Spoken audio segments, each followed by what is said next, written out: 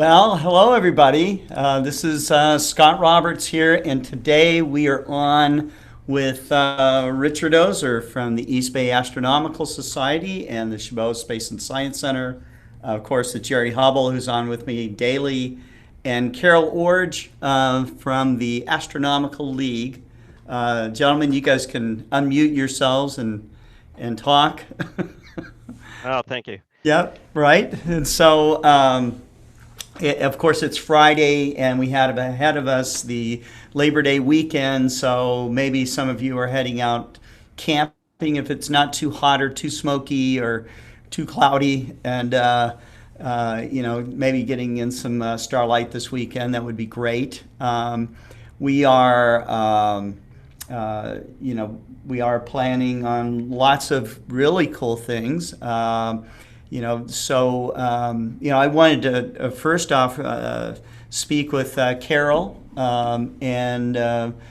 Carol, there's been some announcements. You guys have announced a new executive team there, right?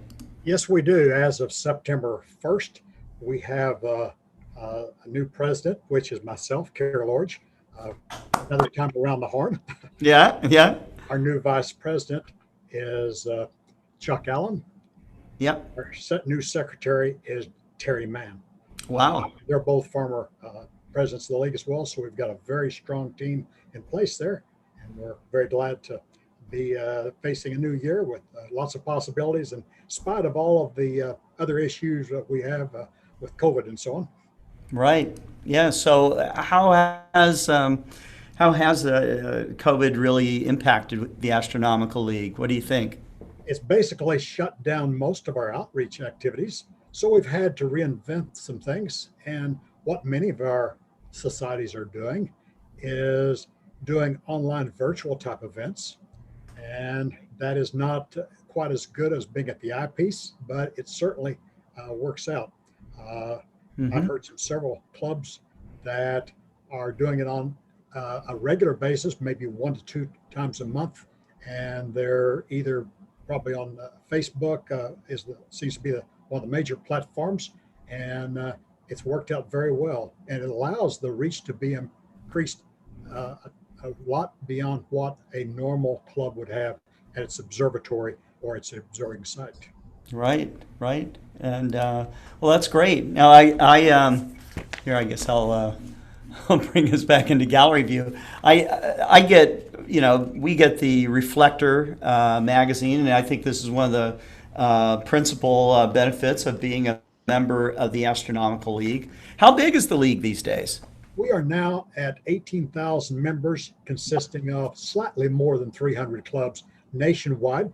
In addition, we have several what we call members at large that are scattered across the globe, and so we're working on building that group as well. Right, right. Oh, that's great. That's great. And what else is new with the league? Well, we just introduced several new observing programs, and that's one of the major benefits of being a league member is that you can go out under the skies, and there's something for everybody, whether it's Messier objects, whether it's sky puppies for younger viewers. There's something for everybody. And the good thing about it is one can compete with oneself or with other people if you want to and make a game out of it and get certificates and pins for awards after you've gone to certain thresholds. And so that's been very popular. And like I say, we added 5 more to the list at our last meeting. Yeah. So how many observing programs do you guys have now? We have slightly more than 70. Wow. Say there's something for everybody. Yeah. Wow. Yeah, I think Terry Mann was on earlier with us, and she was talking about how many there are, and that you guys have something called a master observer recognition. Is that right? That is correct. Once one reaches a certain threshold, and I believe the figure's about 15 different awards in certain categories, then one becomes a master observer. Yes. So we like to recognize those people. The only problem is when, with all the master observers around, we constantly have to come up with new things for them to do. Those people who seem to see it all. So we're constantly be kept on our toes. Absolutely. Yeah. Well, that's great, Carol. So, uh, the it sounds like the league has something for everybody. I've really enjoyed being being part of league, the Alcon events, and just being there with all those iconic astronomers and friends that really you would only see at an event like this. So and the banquet's always wonderful. You guys do it. Yeah, it's kind of formal and stuff, but you've had some incredible speakers at the banquets as well. So Yes, we have. Of course, we had to do things a little bit differently this year with the cancellation of all the events. For the first time ever, we had to cancel our national convention, which we're not alone, of course, but we've rescheduled it for 2021. The first week in August, it'll be back in Albuquerque. Albuquerque, okay, that's great. That's great. Well, excellent, excellent. So. Uh, I'll introduce our second guest here, which is Richard Ozer. Richard and I have known each other for a long time. I've known Carol also for a long time. It's the first time for these two guys to meet, which is kind of cool. But tell us about the East Bay Astronomical Society a little bit. Sure thing. So the East Bay Astronomical Society is, I'd say we're about 100 years old now. I think it's our 95th anniversary coming up. And it started as an astronomical association associated with the Chabot Observatory in Oakland. Now, the Chabot Observatory was founded in 1883, and it was gifted. The reason it's called the Chabot Observatory is it was gifted by Anthony Chabot to the city of Oakland, and it was located in a strange-looking building downtown, which they fondly called the mucilage building, because it looks like a bottle of mucilage. It was a very strange. If you go to the Chabot website, there's some historical photos. What is mucilage? I don't even. Mucilage is, it's kind of like horse glue. And it comes in a funny looking bottle. And I don't even know if they sell that stuff anymore. But it's this weird bottle shape. It's kind of what it sounds like, is what it is. Yeah. It's a weird glue that's used for like sticking paper together. But and in any case, the reason the Chabot Observatory existed was that Oakland is a port, right? So one of the first telescopes that the Chabot Observatory had was a South Transit telescope, and with big clocks in the same room, and they would use that to set the time, and then the bell would go off at various times during the day to allow ship captains to set their chronometers. Wow.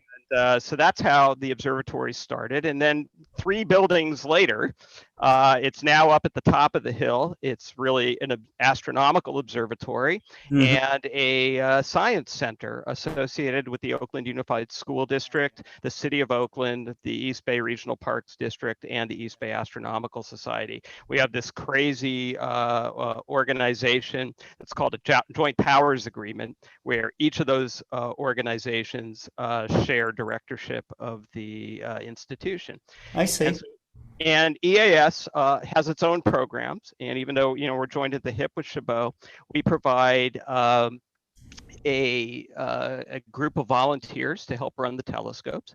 We're responsible for the maintenance of the telescopes, and these telescopes are an 8-inch Alvin Clark from the turn of the century, from around late 1800s, early 1900s, a 20-inch Brashear refractor. So it's a very sizable, it's one of the grand telescopes in the United States. And we have a 36-inch research telescope. It's a Schmidt classical, it's not a Schmidt, it's a classical Cassegrain.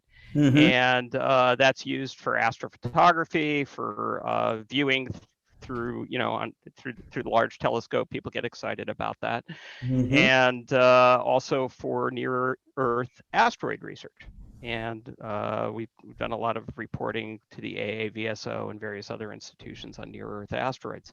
So it's a pretty active place. And of course, you know, what Carol was talking about, you know, we share the same sad story about COVID.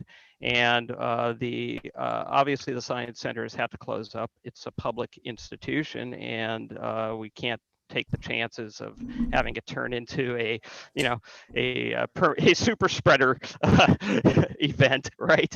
And so we've had to shut down the public aspects of Chabot and our outreach programs with EAS until we estimate like next June. And we're going to hopefully have some events on a small scale between now and then. But what we've had to do is be creative, like you said, and start doing virtual programs. And if you have a sec, can I share my screen real quick? Yeah, go ahead.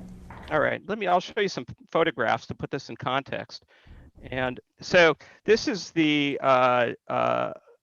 deck of the Chabot Observatory, and the Alvin Clark is in the left-hand dome, and the 20-inch Brashear on a Warner and Swayze mount is in the center dome, and in the very back you see a roll-off observatory. It's a doghouse style observatory in the very back, and that's where the 36 is. Mm-hmm. And I could show you what these look like. That's the 36-inch.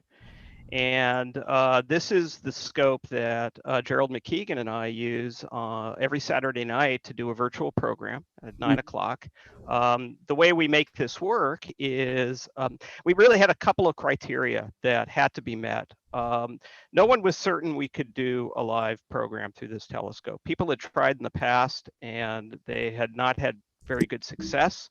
Yeah. I couldn't think of any reason why we couldn't make it work. So I answered the call and said, we got to figure out a way to do this. And at first we started playing with CCD cameras, and I said, this is ridiculous because, you know, we don't have the time to sit there and orient the telescope to meet the sensor of the CCD without visual assistance. And so I said, let's grab the DSLR, and we just use a Canon T1i and backyard EOS. We also use Astro Tortilla if we want to do live stacking of the images. And we can get set up now in 15 minutes and have this thing ready and aligned. So Gerald and I usually meet up a half an hour before the program begins. We roll the roof, we fire up the telescope, hook up the camera, and we're ready to go. And that was a really big deal to be able to, you know, jump on it quickly without, you know, hours of preparation or wasting our viewers' time, you know, while we try to align the telescope with the sensor on the camera. That's always frustrating, you know. Yeah, it is. Everybody has trouble with that. Right, you don't like that real Star Party flavor where you're trying to set up your system and people are interrupting you. Yeah. That's right. That's a real Star Party experience. So what we do is we use Zoom, just like this. We set it up in meeting mode, but only the participants in running the event are on the Zoom call, and then we syndicate it out to Facebook. So the Chabot Space and Science Center has their own live page, and we put it up on the Chabot page, and as a result, they're able to get donations and all kinds of other outreach to the viewers. And it's a very, very successful event. Everybody's very excited about it, and we have a lot of fun. And it was like it's a real relief for me to get out of the house and be able to do this. Because, you know, in our part of California, we're still under a lot of restrictions and parks are barely opening. Plus, we've had all these fires, and I cannot overstate how devastating these fires have been and how difficult it is for everybody, including astronomers. In fact, one of our local clubs lost their observatory 2 weeks ago to the fires, and the Tri-Valley astronomers, and it's all because of these fires raging out of control and spreading through wildlands. And it's one of the risks when you have, remote observatories.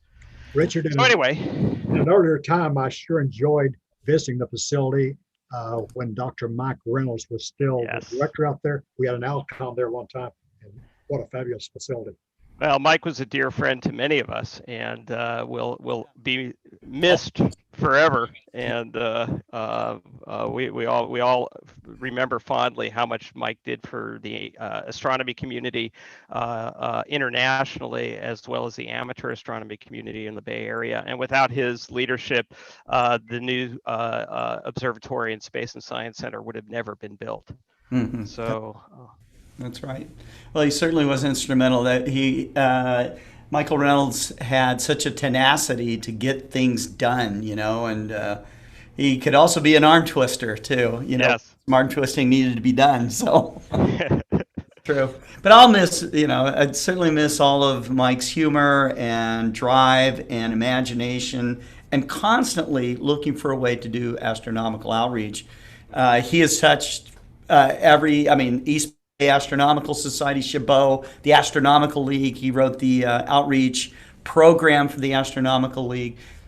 Great friend of mine, one of my best friends. I know Jerry, met him, loved him. Oh yeah, I worked with him a bit, and he was on the board of the ALPO also, which I'm a staff That's right. member of. So right, yeah. What organization was he not on the board of? So.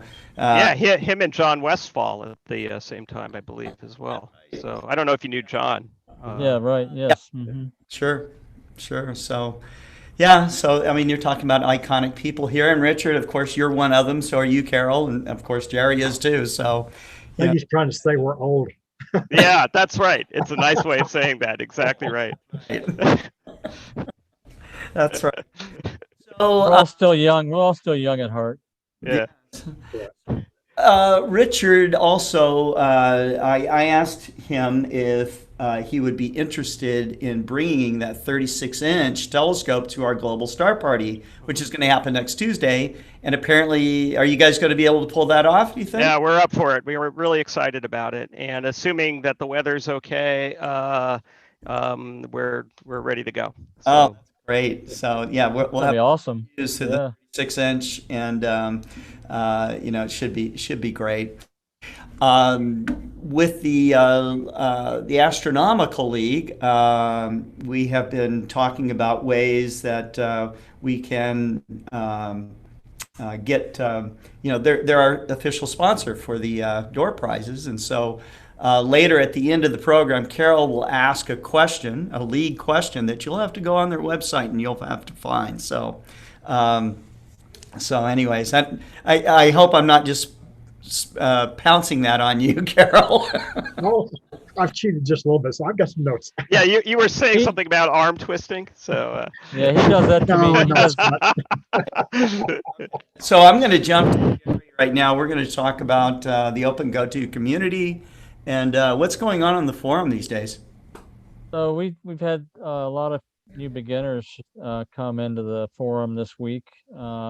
It's starting to grow fairly quickly.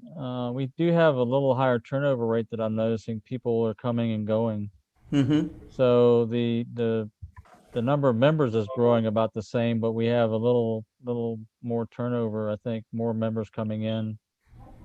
So that's always good. And they've got typically when it looks like when beginners come in, yeah, they're coming in for a specific reason to ask a question because they're having issues with the system, which is what the forum is for. Of course, we want them to come in and ask questions. So one of the questions that have been coming up is polar alignment's always a big thing.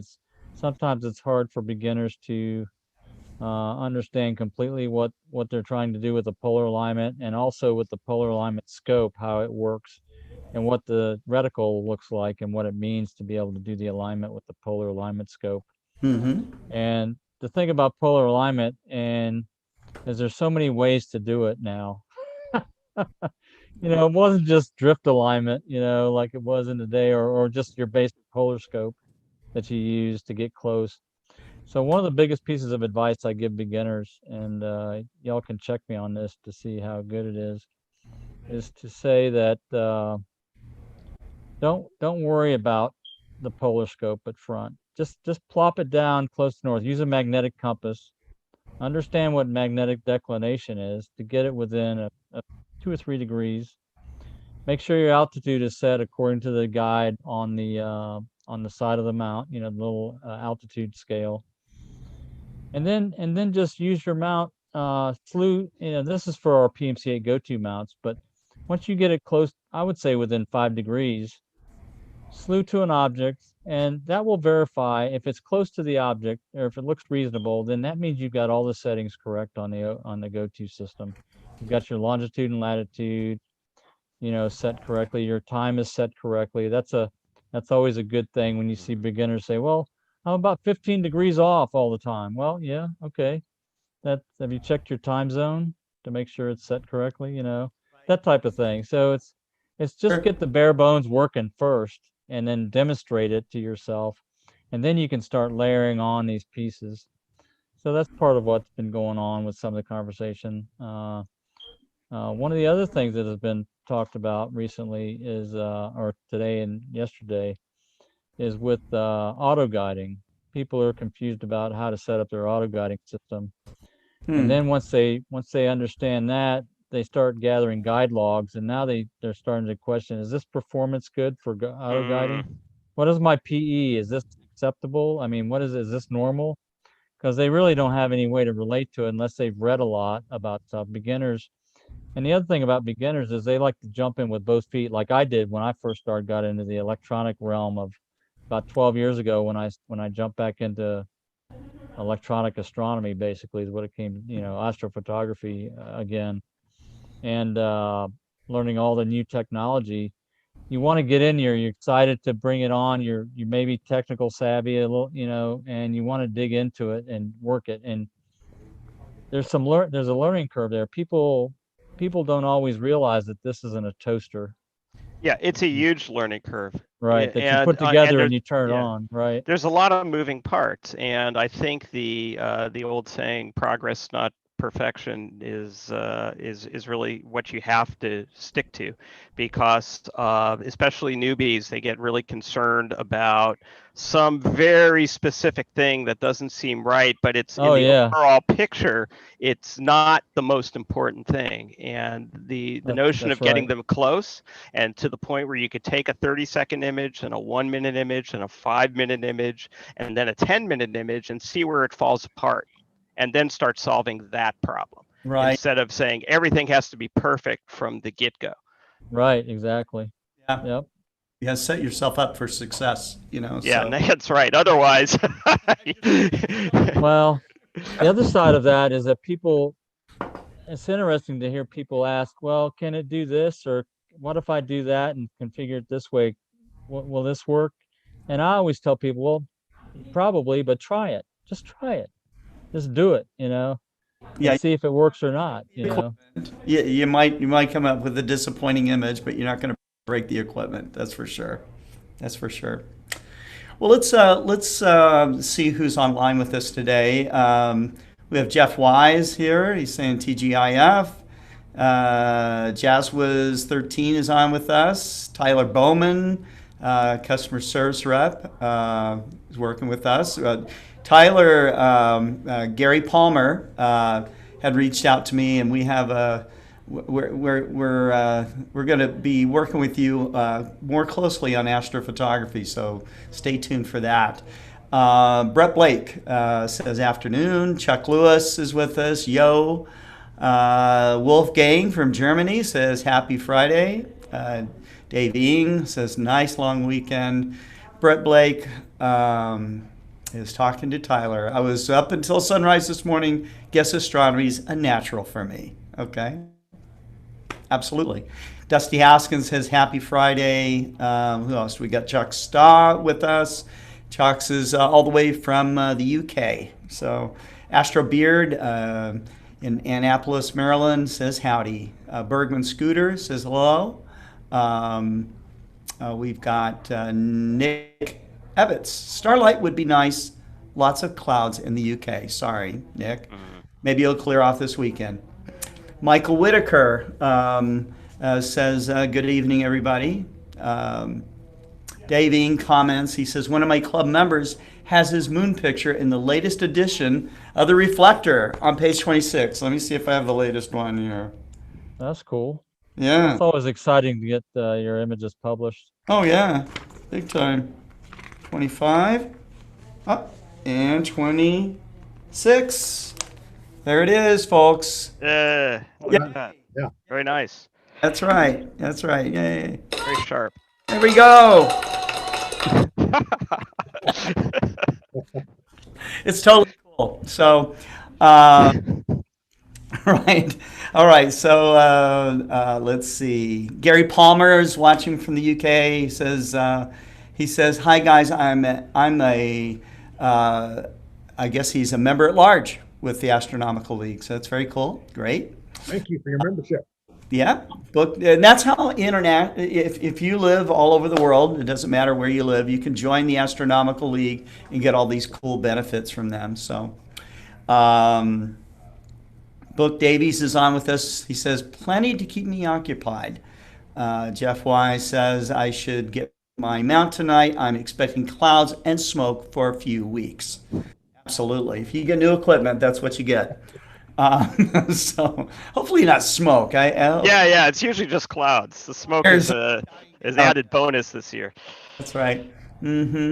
Let's see. Let's see. Who else is giving some nice comments here?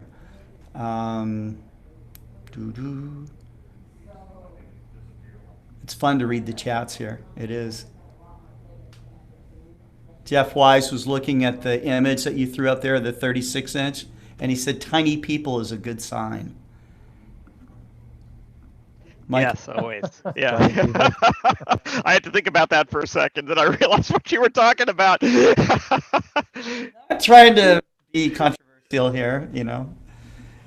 Let's see. He says, never forget to close the roof. Oh, for sure. Yeah. Or forget to put the scope in the proper position before you close the roof. Oh yeah, absolutely. Blake says, well, Michael Whitaker, if the lottery gods ever smile on me, imagine that plus a good-sized radio dish. I guess he's going to put that in his backyard.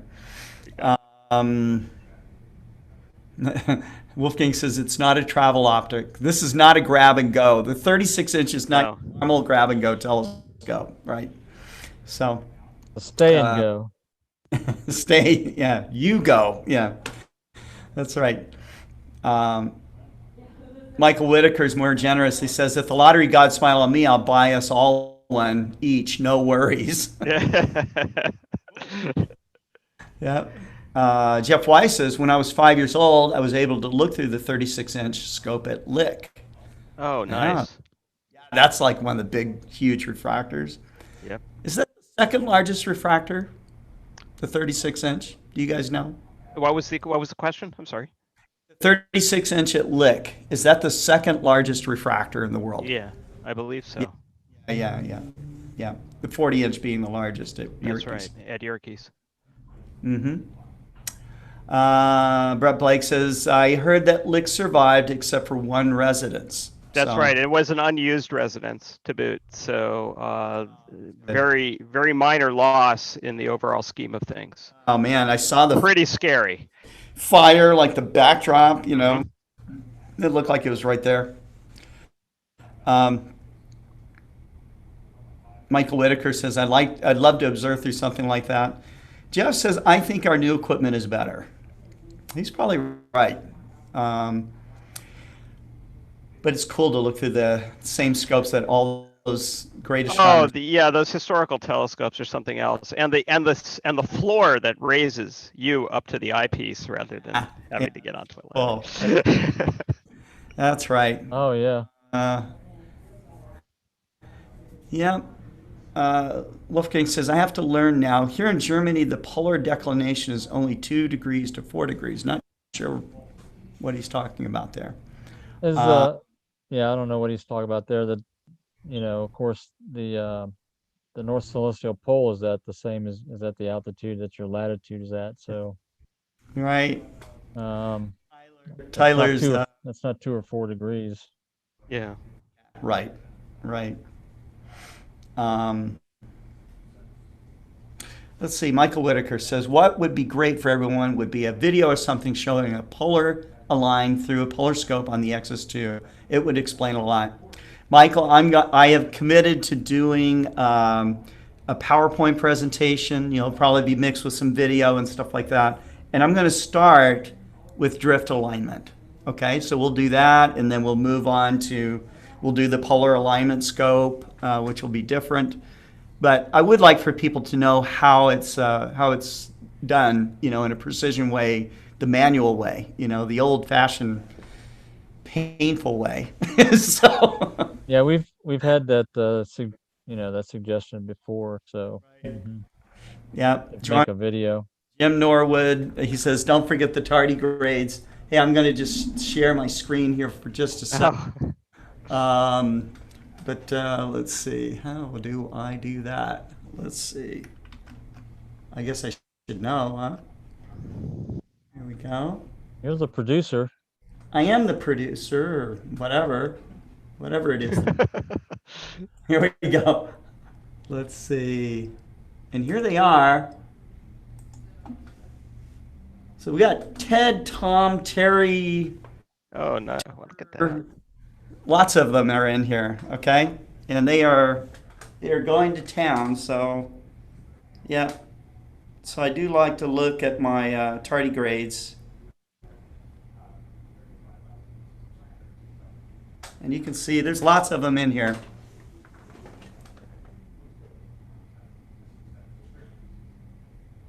And being that these guys can survive the vacuum of space, I do actually like to bring them on.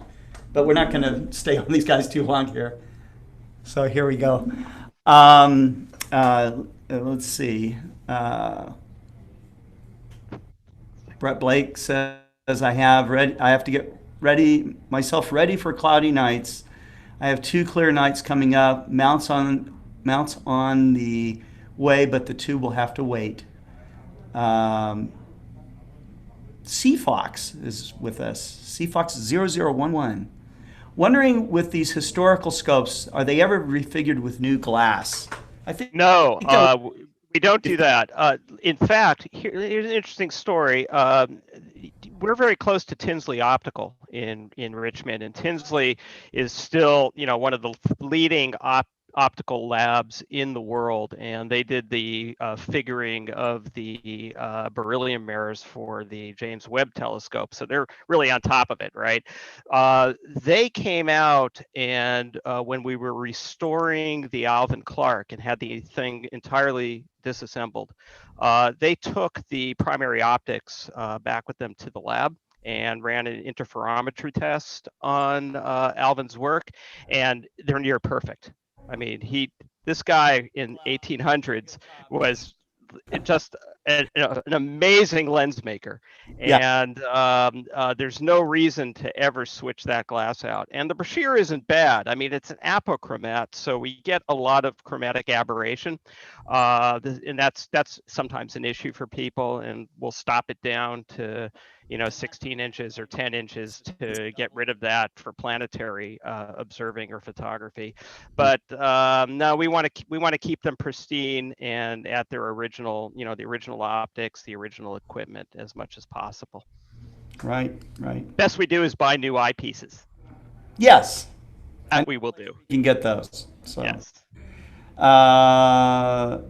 Chuck Lewis wanted me to wave at the tardigrades. I wave at them every chance I get. They keep you company. That's pretty sad. Yeah. Well, that's kind of the level that I'm at right now. All of us are. Wish I had some tardigrades to keep me company. I'll send send me a vial, would you? Spell out, and I got a couple of zillion of them here,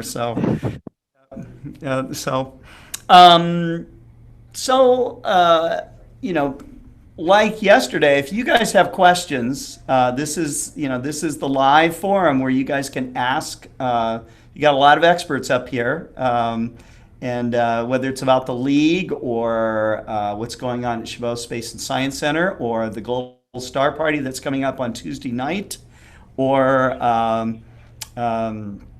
you're asking a question about, well, it looks like Ron Delvaux. He says, back in the day, when I first used my LX200 after using a 10-inch reflector for years, I was disappointed that the X diffraction was missing.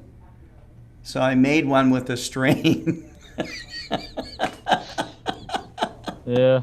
A You lot know, of people do that. A lot of people add thread to their refractor to make those pretty hard spots. to get rid of diffraction spikes Yeah. in a reflector. Yeah.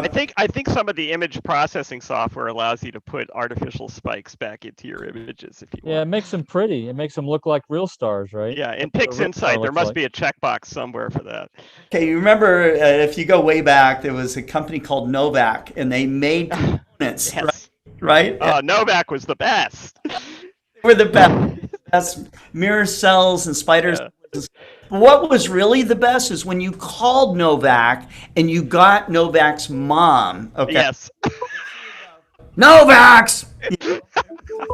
Wow. Right. Yes, Mr. Novak there. Wait a minute.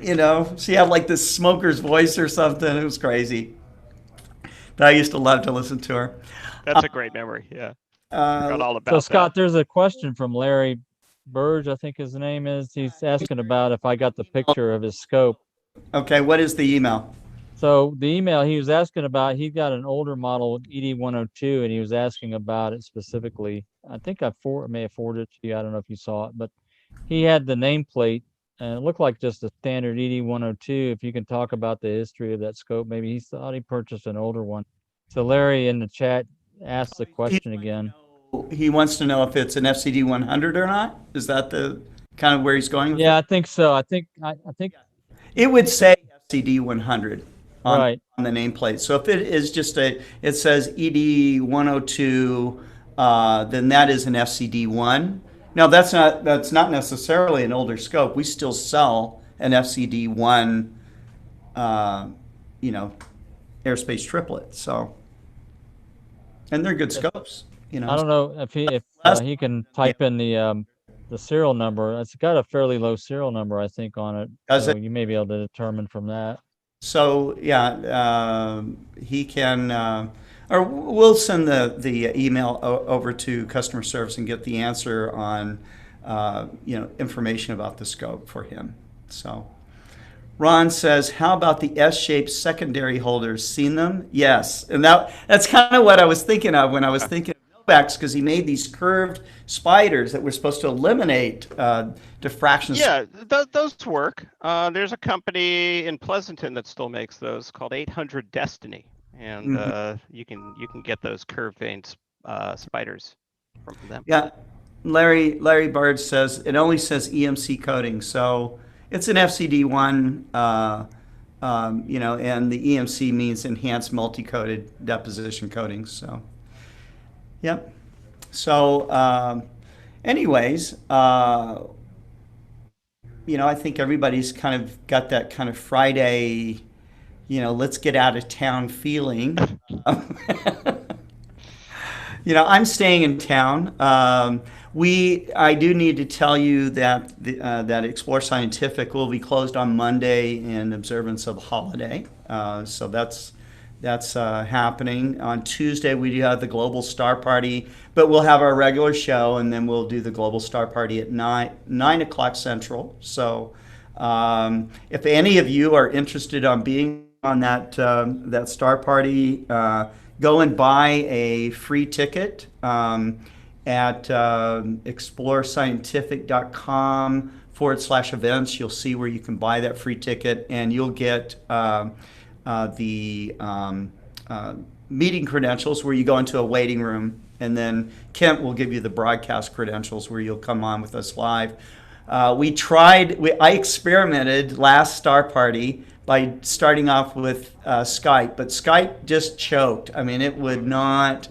I mean, it's fine if you have 3 or 4 people, but once you get past that many, then video stops working, and there's a bunch of stuff that starts happening at this point. So you will come on Zoom. I think I figured out how to get the audio fixed. So if you listen to the very beginning of the show, if you heard good audio coming from those videos, from the intros that we have, then you know I fixed it.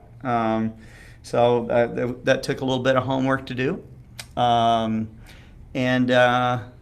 So anyhow, Paul Masters says WebEx is good for a large audience, and so is this.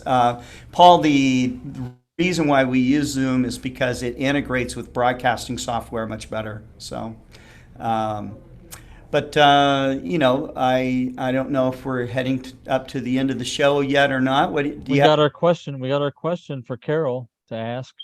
Yeah, we have the question from Carol, and also we have Jerry's Astro News, right? Did Jerry? Yeah, I can pull something up. I haven't done it yet, but I can pull something up. All right. All right. Well, we'll let Carol ask the question. Now, I will tell you that the process on this is changing a little bit. We had a meeting today to discuss door prizes with the Astronomical League, and so we have, you know, we're going to involve the league more deeply in the door prize process. So in this case, Carol is going to ask the question. You have a question for them, Carol? I sure do. All right. Just within the last 2 weeks, like I alluded to before, we have added several new observing awards to our list. And one of these sounds particularly interesting. Well, they're all interesting, but this one especially. But anyway, this particular award name, the letters that begin, it's 4 letters in the name of the observing program. 2 of the letters, one of the words begins with C and the other begins with A. Okay. So what the question one more time? Question is, this is the name of one of the new observing awards that we introduced like 2 weeks ago. Okay. The name of this particular award is 4 words long. There's 4 words as part of the name of it. I'll give you a little bit of a hint. One of the letters is C. C. The other one is A. Okay. All right. So you're going to want to send your answers to Kent at explorescientific.com, and then the answers will be sent over to the league, and they will verify the winner. They'll announce the winner directly back to you. And you know, the door prize, you know, we give nice door prizes out, but we're going to let the league pick what the door prize is going to be. So there's, you know, I'm not going to announce it right now because it'll just build too much anxiety for you, and I want you to have a nice, peaceful weekend. So, you know, but we'll be kind to you, and then Explore Scientific will drop ship the award directly to you wherever you are, wherever you're listening in the whole world. So that's the deal. But we do recommend that you join the Astronomical League, and if you're international, become a member at large. And you know, I know step by step the league is they're working on so many cool things. I wish I could tell them all to you, but you know, then the league guys would have to kill me. So we appreciate all the support Scott and Explore Scientific have given us over the years. It's been a tremendous help for our efforts. So thank you, Scott. You guys, what you guys do for the whole world and amateur astronomy is huge. So anyways, Jerry, we're back to you. Okay, let me share my screen. All right.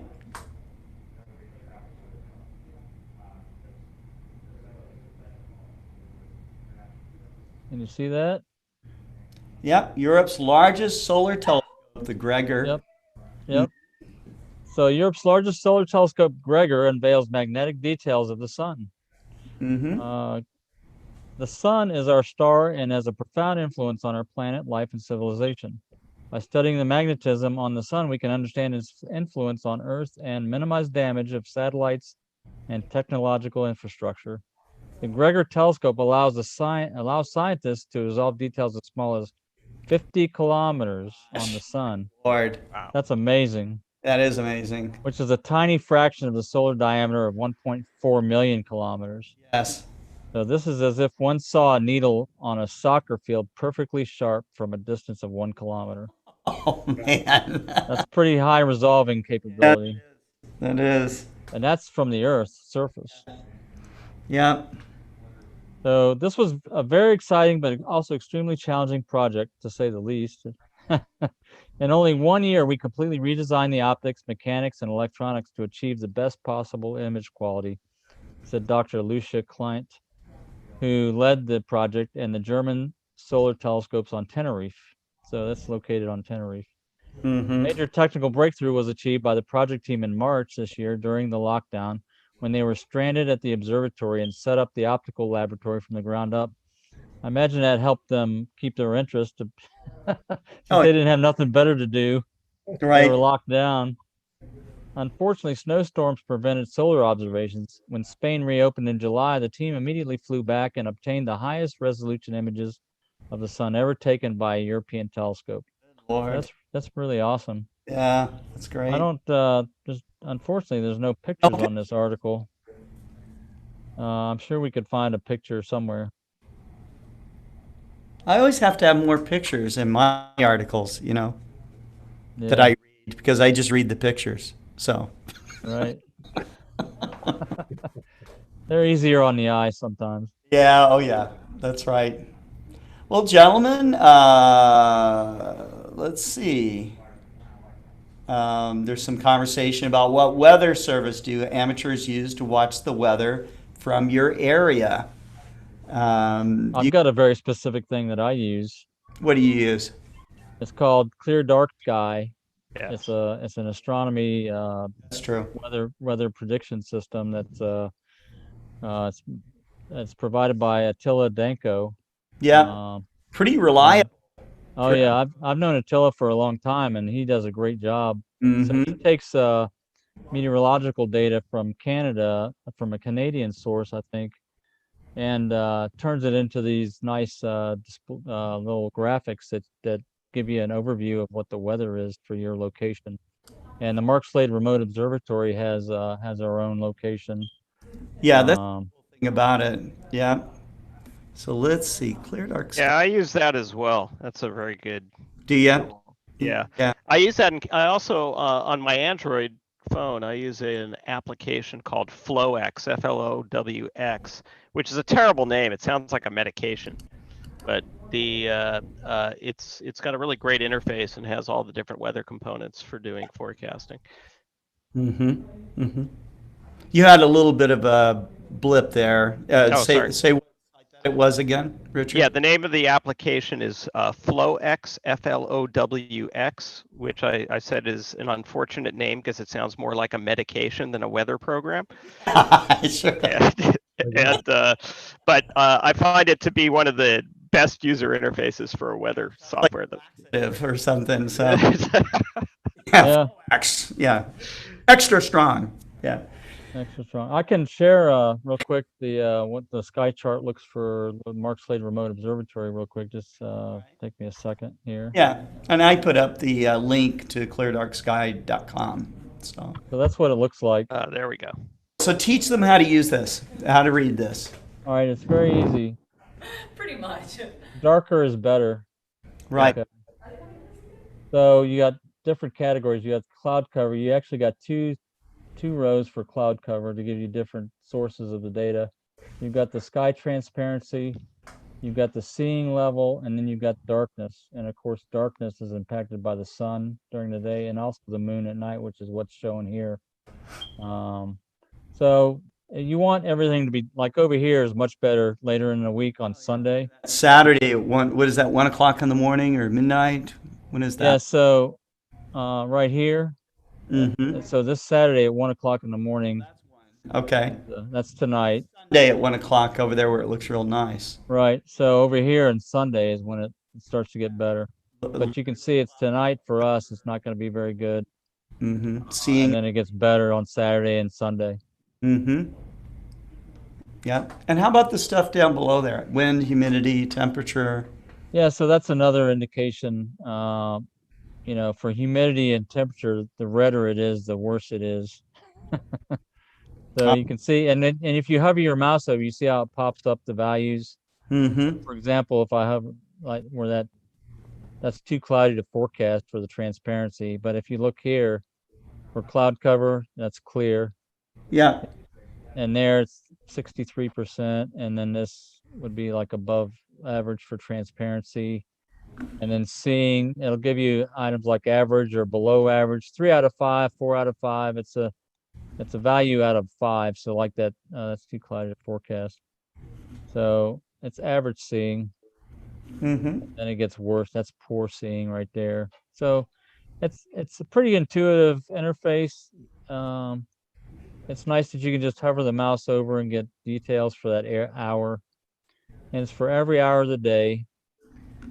The other nice thing is for example, on the seeing, if you click on one of these boxes, all right, it'll pop up the map. So our location is where this crosshair is. That'll show you the whole seeing forecast. Yeah, look at that. For the North America. So that's pretty cool. So if you got like a transporter room and you can put all your equipment and everything in there, you'll just pop over to wherever it's really good, right? That's Right. what I need. Yeah. But you got the 36 now, so Well, I don't know if it'll fit in your transporter room. we'll get an adapter. Okay. I'm sure somebody's got to make an adapter for that, right? It's those guys that make all the weird adapters and stuff. You can call them. They'll do it. They'll do it. So, anyways, guys, it was great to have you on today. Thanks. Hope that we've got a great winner out there, and they get a great door prize. So we'll let the league decide what their fate is going to be. So, anyhow, Thanks, Scott. This was fun. yeah, and I'm looking forward to having you on for the Global Star Party. Carol, if you want to participate too, Sounds good. yeah, we got great speakers. We have the initial lineup is David Levy, of course, he's on every one of them. Kelly Beatty is doing a 7-part series, so this will be his third install of that 7-part series. We have 10-year-old Libby in the Stars. She's going to give her first presentation, so we're really excited about that. And then we also have Abigail Bolenbach, who Abigail is doing, her show with on Astronomy.com. So I think it's really exciting. Of course, Jerry will be hopefully firing up the MSRO. And yeah, I'm getting it repaired this weekend. We got our replacement folks who are coming in tomorrow, so it'll be back up and running. All right. This weekend.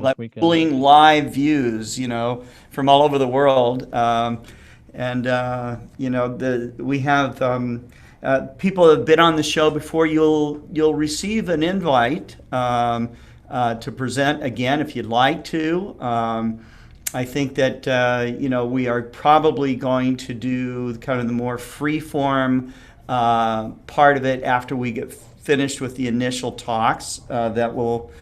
You guys seem to like that part of the Star Party a lot more, and so we won't PowerPoint you to death, okay, with presentation after presentation. We'll have a couple of breaks so that you guys can get more coffee or go take a bio break, and so it'll be fun. Again, it starts at 9 p.m. Central, probably run until 1 a.m. here, something like that. And Carol, you can be on as long as you like. Richard, you mentioned that you wanted to come on just a little bit later because it takes a while to get dark. So That is on Yeah. Tuesday, correct? it's on Tuesday night. Okay. Yeah. Mm-hmm. All right, I'll send you a text message, Scott, and All right. coordinate time. And Okay. All right. So let's see. I will learn how to share my screen, and we will see you guys all. We'll see you all next Tuesday, and you guys keep looking up, as Jack Horkheimer always says. So good night and take care. all right, take care. Thank you.